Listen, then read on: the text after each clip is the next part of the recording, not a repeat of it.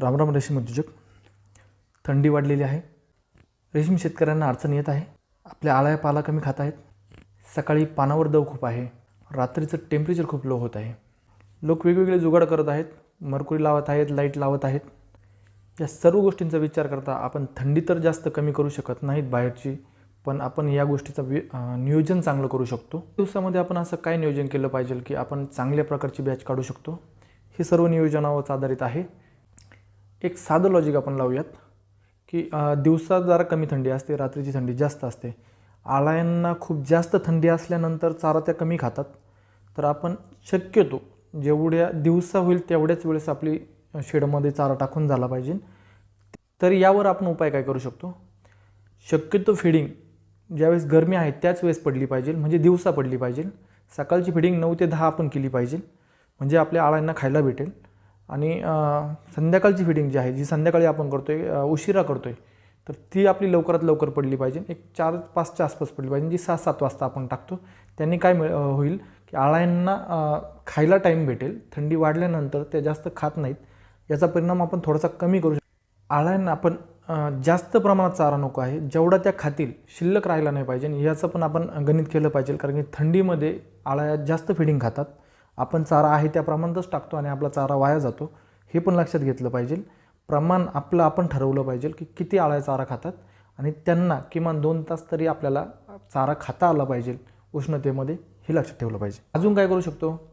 तर शेड जे आहे आपलं ते लवकरात लवकर बंद केलं पाहिजे. जी उष्णता आतमध्ये आहे ती आपल्याला साठवून ठेवायची आहे. ज्यावेळेस आपण लेट शेड बंद करतो, बाजूची आपण ताडपत्री वगैरे जे असेल ती खाली घेतो, तर त्यातून ऑलरेडी शेड आतमध्ये गार पडलेलं असतं. त्याच्यापेक्षा गरम असतानाच जर आपण शेडची ताडपत्री लवकर वर खाली केली तर शेडची आतली उष्णता टिकून राहील. हा एक त्यावर चांगला उपाय आहे. तसं पण आपला अनुभव आहे की पत्र्याच्या शेडमध्ये थंडी जास्तच जाणवते, कारण की ती आपल्याकडे ओपन शेड आहेत. ओपन शेड असल्यामुळे आपली गरमी त्या शेडमध्ये टिकत नाहीत. तसं पण विज्ञान काय सांगतं? गरम हवा ही हलकी आहे, थंड हवा ही जड आहे. निसर्गाचा नियम आहे की गरम हवा हलकी होऊन वर जाते आणि थंड हवा तिची जागा घेते. तर हा नियम आपल्याला समजून घ्यायचा आहे आणि हाच नियम आपल्याला शेडमध्ये वापरायचा आहे. गरम हवा बाहेर जाण्यापासून रोखण्यासाठी आपण असे ताडपत्री, प्लॅस्टिक किंवा बबल शीट वापरू शकतो. हे माझ्या शेडला पत्र्याच्या खालून बबल शीट मारलेला आहे. याचा छान उपयोग झाला. दुसरं काही नवीन तर हा माझा कर्नाटकचा व्हिडिओ आहे. यामध्ये आळ्यांवर डायरेक्टली प्लास्टिक पेपर घातलेला आहे.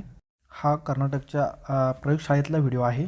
जपान आणि भारताने मिळून जी प्रयोगशाळा उभी केली त्यातला व्हिडिओ आहे. हा प्रयोग करताना अजून तरी मला कोणी शेतकरी दिसलेलं नाही. आपण डायरेक्टली रॅकवर आपण पन्नी टाकायचा किंवा प्लास्टिक पेपर टाकायचा प्रयत्न करतो. मला वाटतं याचा पण एकदा आपण प्रयोग करून पाहायला हवा, याचा काय फायदा होतो. या प्लास्टिकच्या पेपरला मध्ये मध्ये छिद्रे आहेत, हे पण लक्षात घ्यावं. वातावरण मेंटेन करण्यासाठी याचा वापर केला जातो. यात आर्द्रता, टेम्परेचर सर्व काही मेंटेन करता येतं. आपल्याकडे ओपन शेड असल्यामुळे आपल्याला अशाच पद्धतीने जुगाड करावे लागणार आहेत. लवकरच आपण असा एखादा प्रयोग करून बघूयात आणि रिझल्ट पण तुमच्यापुढे मी ठेवेल. या थंडीच्या सीझनमध्ये आपण या सर्व गोष्टींचं नियोजन करूया आणि एक चांगली बॅच काढूयात, कारण थंडीमध्ये रेट वाढत असतात. अजून एक, थंडीमध्ये तुती जास्त वाढत नाहीत, तर पाल्याची काळजी घ्या. पाला नंतर कमी पडायला नको फिडिंगला, हा पण विषय आहे. तर शुभेच्छा. थंडीमध्ये आपली बॅच चांगली निघू